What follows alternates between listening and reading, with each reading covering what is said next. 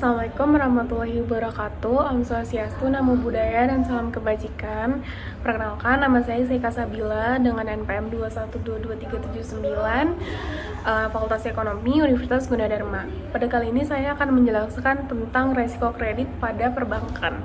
Pertama, kita lihat dulu apa sih itu bank. Bank adalah lembaga keuangan yang menerima simpanan dari masyarakat dan menyalurkan kembali ke dalam bentuk kredit atau pinjaman kepada individu, perusahaan, atau pemerintah. Bank juga menyediakan berbagai jasa keuangan lainnya seperti pembayaran, transfer dana, dan layanan investasi.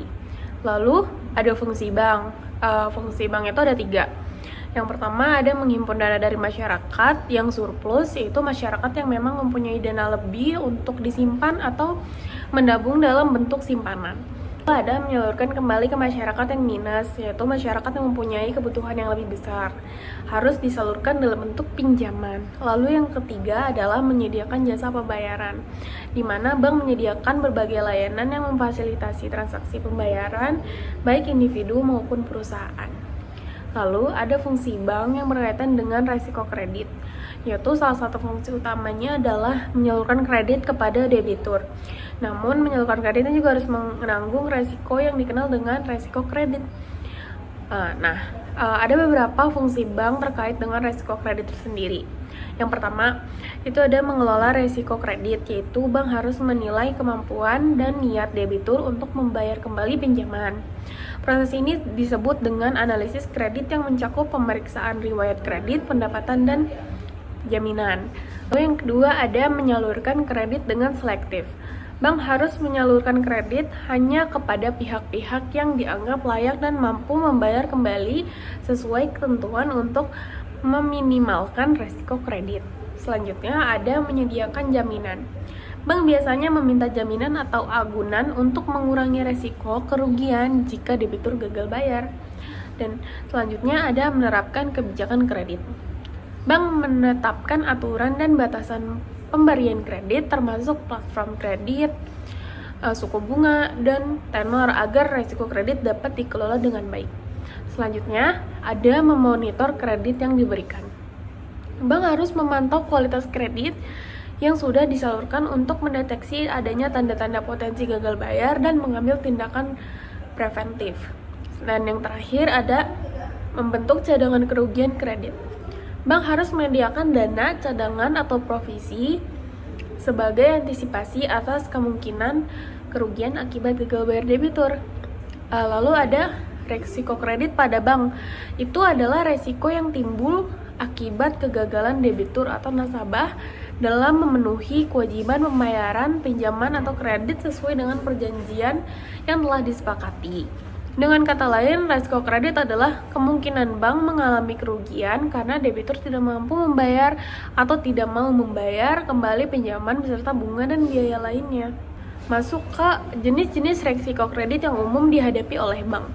Yang pertama ada risiko gagal bayar, yaitu default rate. Dalam kata lain, risiko bahwa debitur tidak dapat membayar cicilan pokok dan atau bunga sesuai jadwal. Lalu ada resiko penurunan kualitas kredit atau credit quality risk, yaitu penurunan kemampuan atau niat debitur untuk membayar, misalnya karena kondisi keuangan yang memburuk. Selanjutnya ada risiko konsentrasi kredit atau concentration risk. Risiko akibat pemberian kredit yang terlalu besar pada suatu debitur, kelompok usaha, atau sektor tertentu sehingga jika terjadi masalah, kerugian akan terlalu besar akibat pemberian kredit yang terlalu besar pada satu debitur, kelompok usaha, atau sektor tertentu sehingga jika terjadi masalah, kerugian akan terlalu besar. Selanjutnya ada risiko kredit pasar atau market credit risk. Risiko yang muncul akibat perubahan kondisi pasar yang mempengaruhi nilai jaminan atau kemampuan debitur. Selanjutnya, yang terakhir ada resiko kredit negara atau sovereign risk, yaitu risiko terkait dengan pemberian kredit kepada pemerintah atau entitas negara yang mungkin mengalami kesulitan pembayaran. Dan apa sih dampak-dampak dari risiko kredit pada bank? Yaitu pertama ada kerugian finansial langsung, lalu penurunan profitabilitas, penurunan reputasi bank, serta kebutuhan peningkatan cadangan kerugian kredit atau CKPN yang mengurangi modal kerja bank itu sendiri. Lalu bagaimana cara menghadapi risiko tersebut? Analisis kelayakan kredit yang ketat sebelum pemberian pinjaman, yaitu mungkin langkah-langkah ini melibatkan evaluasi menyeluruh terhadap kemampuan dan niat debitur untuk membayar kembali pinjaman mereka. Proses ini mencakup pertama ada analisis laporan keuangan untuk bisnis, lalu ada pemeriksaan riwayat kredit atau credit scoring, terus ada penilaian penghasilan dan kapasitas pembayaran atau untuk individu, lalu untuk evaluasi karakter dan reputasi peminjam. Tujuannya adalah untuk menghindari pemberian pinjaman kepada pihak yang berpotensi gagal bayar atau default. Yang kedua ada diversifikasi portofolio kredit. Diversifikasi berarti menyebar risiko dengan tidak menempatkan seluruh kredit pada satu jenis sektor, industri, wilayah geografis, ataupun jenis debitur. Misalnya, jika semua bank hanya memberikan kredit ke sektor properti, maka ketika sektor itu turun, seluruh portofolio ikut terdampak. Dengan menyebarkan pinjaman ke berbagai sektor dan tipe debitur, potensi kerugian akibat gagal bayar dari satu pihak dapat dikompensasi oleh performa baik pihak lainnya. Tujuannya adalah untuk mengurangi risiko konsentrasi kredit yang terlalu tinggi. Lalu ada pemantauan dan pengawasan kredit secara berkala. Setelah kredit diberikan, bank atau lembaga keuangan tetap harus memantau kinerja pinjaman dan kondisi debitur secara periodik, lalu melakukan penilaian ulang atas laporan keuangan debitur, terus melacak keterlambatan pembayaran cicilan. Lalu yang terakhir adalah menyesuaikan peringkat risiko jika kondisi debitur itu berubah. Tujuannya adalah untuk mendeteksi dini potensi masalah sebelum menjadi default yang lebih besar lagi. Selanjutnya adalah yang keempat, penagihan dan restrukturisasi kredit jika diperlukan.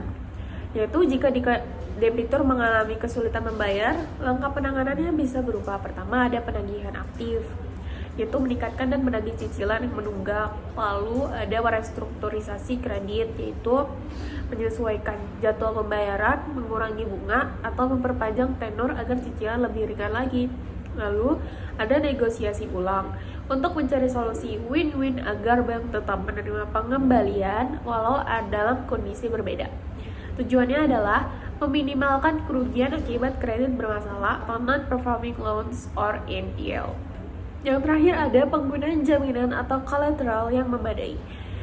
Pemberian pinjaman sering disertai dengan permintaan anggunan sebagai pinjaman.